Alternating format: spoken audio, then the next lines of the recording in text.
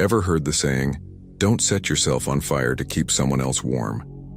It's a powerful reminder connected to ancient Stoic wisdom about the importance of balancing kindness with self-care. Yet in today's rush to be seen as good, to always be the one who gives, many have twisted that noble act of kindness into a self-destructive habit. We are often told to go above and beyond, to push our limits for the sake of others. But at what cost? The truth is, too much kindness. When it drains your own resources, energy and well-being is not a virtue but a path to ruin.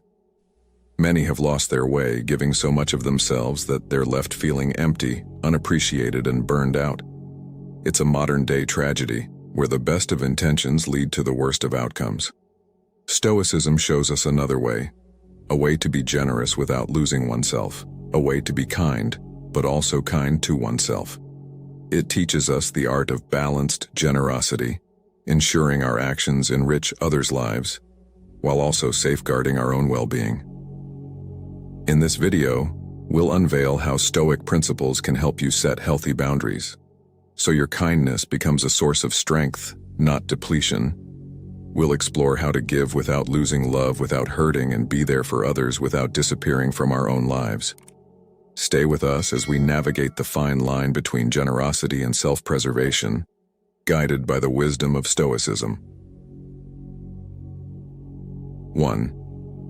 Don't set yourself on fire to warm others. Too much kindness can become a trap. One that Marcus Aurelius, a wise Stoic philosopher, would caution us against. Imagine yourself as someone who always rushes to help others, never saying no. It's like giving out pieces of yourself. Until there's nothing left, you become the person who's always there for others. But when you look around, you find yourself standing alone in your time of need. It's not just about being kind, it's about being kind to yourself as well. Marcus would remind us that our first duty is to our own well-being. Without it, we can't genuinely be there for others. Consider the story of two neighboring gardeners, one who meticulously cared for their own garden, and another who, despite having their own plot, frequently tended to everyone else's gardens. The diligent gardener, understanding the importance of self-care, nurtured their garden with the right balance of attention and resources, resulting in a vibrant and flourishing space. This gardener's plot was not only a source of personal joy, but also provided surplus produce to share with neighbors. On the other hand, the disproportionately given gardener spent so much time and effort on others' gardens that their own plot became neglected. Without proper care, their garden wilted and the yields were meager. In their quest to be helpful, they overlooked their own needs, leaving their garden and metaphorically themselves depleted. Let this be a reminder to reflect before diving headfirst into helping others. Ask yourself, is this help sustainable? Am I preserving my well-being? The ancient Stoics would encourage us to practice Stoicism by setting healthy boundaries and ensuring that in our quest to be kind, we do not forget to be kind to ourselves. After all, you can't pour from an empty cup.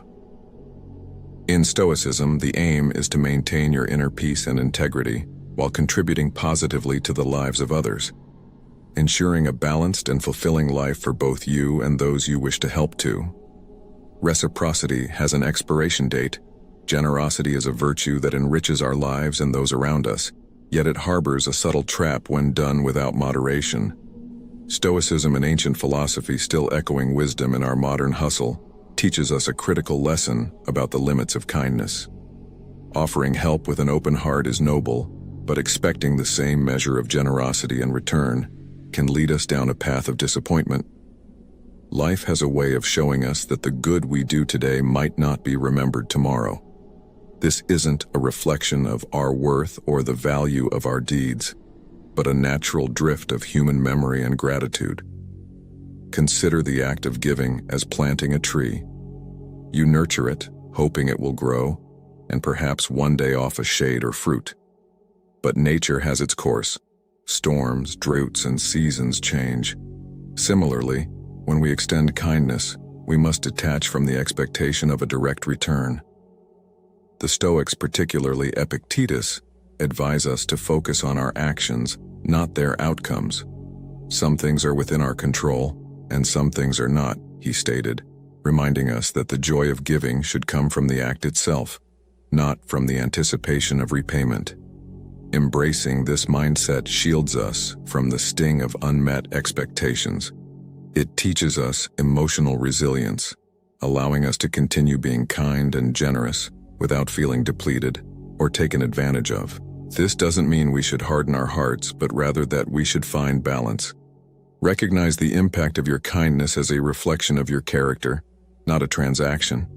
By doing so, we not only protect our peace of mind, but also cultivate a form of generosity that is pure, self-sustaining, and genuinely fulfilling. This Stoic principle encourages us to give freely but wisely, ensuring our kindness enriches us, regardless of how the world responds. In your daily interactions, how can you apply the Stoic principle of giving without expectation? Think about a specific scenario where you can offer kindness or support without seeking anything in return, and consider the practical steps you might take to ensure your generosity remains a source of personal fulfillment rather than depletion. 3. Received requests have no limits. Reflecting on history, it's fascinating to observe the extreme services royalty demanded, from dressing to personal hygiene, all performed by attendants. Fast forward to today, and it's clear that people still have expectations of us, often asking for favors they could easily handle themselves. Stoicism shines a light on this, teaching us the value of setting boundaries and embracing moderation. This ancient philosophy serves as a beacon, guiding us through the sea of endless requests, enabling us to act with intention and preserve our emotional well-being. Stoicism isn't about denying help, but about finding balance, ensuring we don't lose ourselves while supporting others. Take, for instance, the poignant tale of a mother and her adult daughter in a quaint town. The mother, out of love, cared for her daughter, to the point of preventing her from embracing her responsibilities.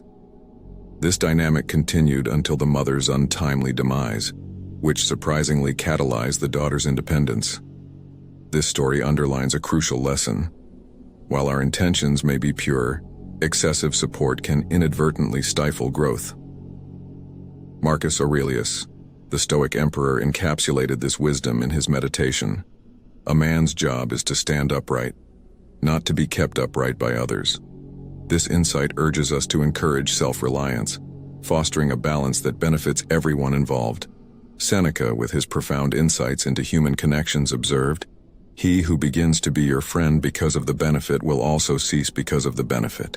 This serves as a powerful reminder to nurture relationships based on genuine connections rather than transactional interactions. True friendship and support should not hinge on what we can offer, but on mutual respect and understanding. Stoicism teaches us to value ourselves not for what we can give, but for who we are, cultivating self-esteem and authentic connections. Stoicism empowers us to embrace moderation, setting boundaries to protect our well-being while still extending genuine support to others. By prioritizing our responsibilities and honoring our needs, we not only preserve our authenticity, but also engage in more meaningful acts of generosity. This balanced approach to life and relationships ensures that we remain true to ourselves and our values, leading a life of virtue and fulfillment as we navigate the demands of modern life.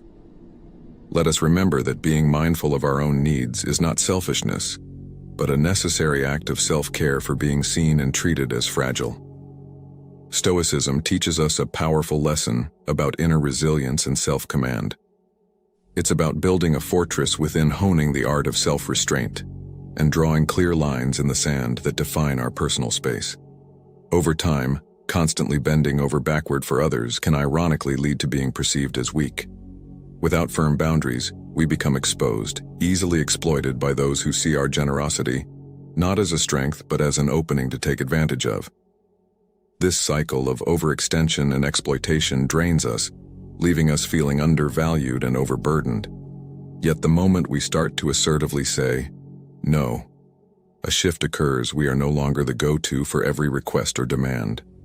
This assertiveness broadcasts a newfound respect for ourselves, signaling to others that we value our time and energy, warranting their respect in return. Cicero, a luminary in the Stoic philosophy, encapsulated this when he asserted, "What you think of yourself is much more important than what others think of you."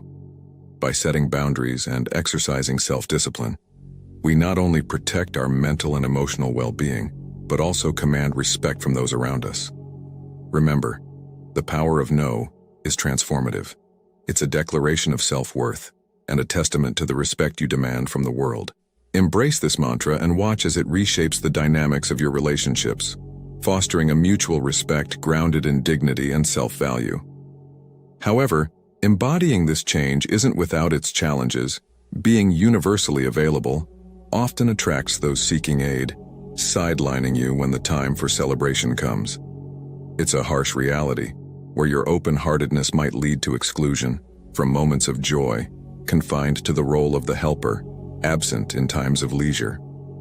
This realization, though bitter, serves as a litmus test for discerning genuine connections from opportunistic ones. It's a stoic exercise in recognizing the true value of relationships, encouraging a mindful approach to whom we offer our time and energy. Did you know that the practice of setting boundaries, a core Stoic principle, not only improves our personal well-being, but also enhances the quality of our relationships? It's a curious but true aspect of human psychology. When we respect ourselves enough to say no, we often gain the respect of others. This paradoxical effect highlights the transformative power of self-respect and the importance of discernment in our connections. By embracing Stoic wisdom, we not only protect ourselves from burnout, but also cultivate relationships that are truly enriching and reciprocal. If you have learned anything of value so far, leave a thumbs up to show your support. Now let's discuss strategies to avoid being used by others and to avoid the dangers of too much kindness. First strategy, eliminate the fear of saying no. Reflect deeply on why the word no often feels so heavy, tracing its weight back to early lessons that equated niceness with acceptance. Such lessons, deeply ingrained during our formative years, come laced with a fear of rejection, shaping a belief system that equates our worth with perpetual accommodation. Yet the philosophy of Stoicism invites us to challenge and dissect these ingrained notions, advocating for a life of deliberate choice rather than one led by the undercurrents of past conditioning. As adults, we wield the autonomy to redefine our interactions, recognizing that the fears instilled in us as children no longer hold sway.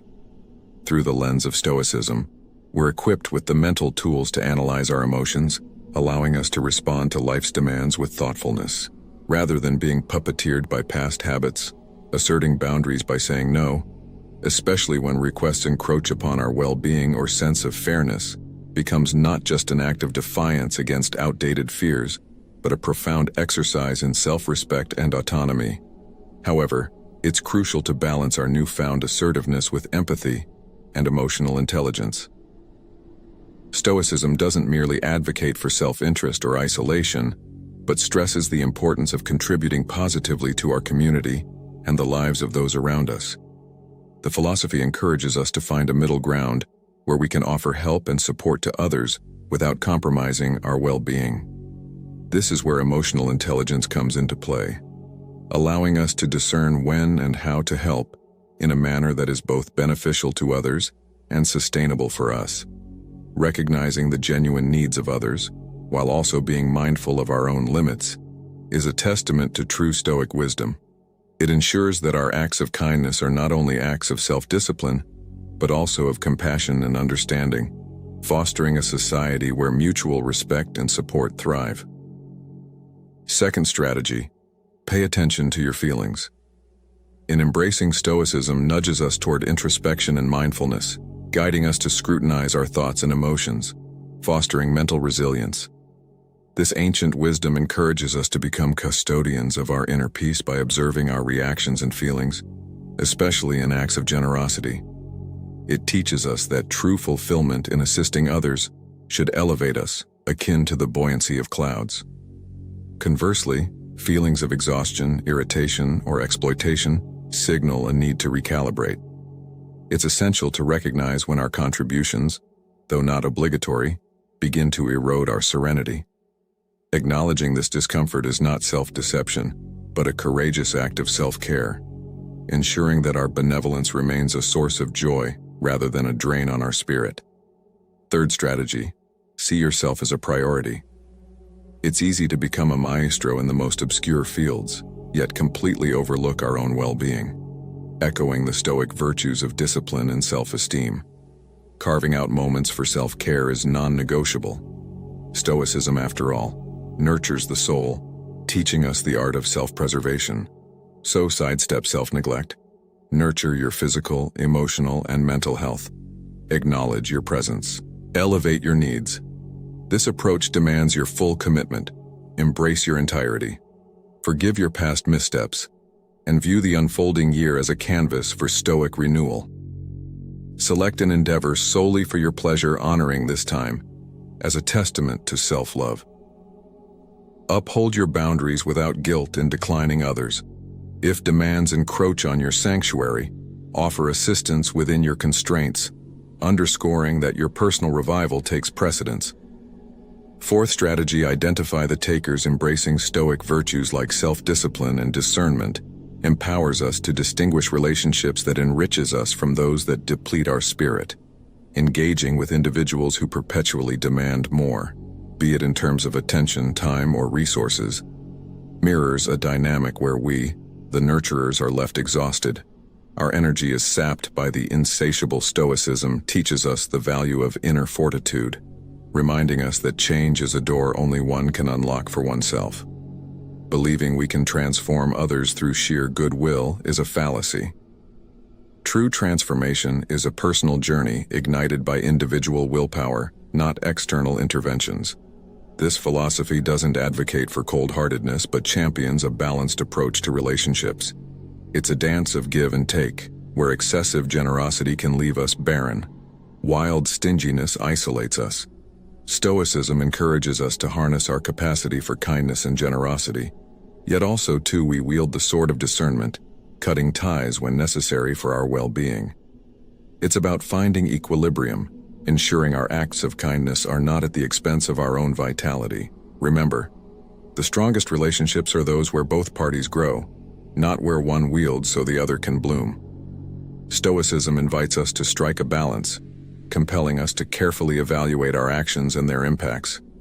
It emphasizes the importance of maintaining equilibrium in our generosity, urging us not to exhaust our resources to the detriment of our primary objective, living a fulfilling life. Conversely, it warns against being overly cautious in our giving, suggesting instead that we use our generosity wisely. Seneca, a luminary of Stoic thought, captures this ethos perfectly. Kindness is a treasure. A benefit should be kept like a buried treasure to be unearthed only in case of necessity. His words encourage us to be prepared to act benevolently towards others, acknowledging the deep bond that connects all humans. What resonated with you most in today's discussion? Let us know in the comments.